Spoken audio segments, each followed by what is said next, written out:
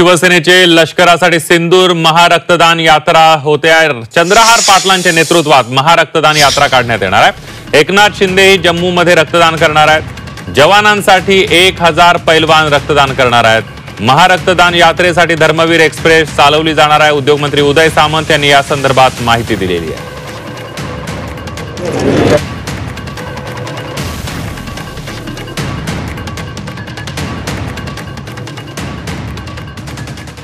5 तारखेला सांगलीमधून धर्मवीर एक्सप्रेस नावानं एक रेल्वे ही जम्मू पर्यंत 1000 पैलवानांना घेऊन जाणार आहे आणि तिथं महा रक्तदान शिबिराचं आयोजन हे जम्मूमध्ये जवानांसाठी करण्यात आलेलं आहे। तर या यात्रेचं नाव हे सिंदूरच ठेवण्यात आले, कारण सिंदूर ऑपरेशन झाल्यानंतर हे पहिल्यांदाच अशा पद्धतीचा देशातला उपक्रम हा चंद्रहार पाटलांच्या पुढाकारानं होतो आणि विशेषतः शिवसेनेच्या माध्यमातून माननीय एकनाथ शिंदे साहेबांच्या नेतृत्वाखाली होतो।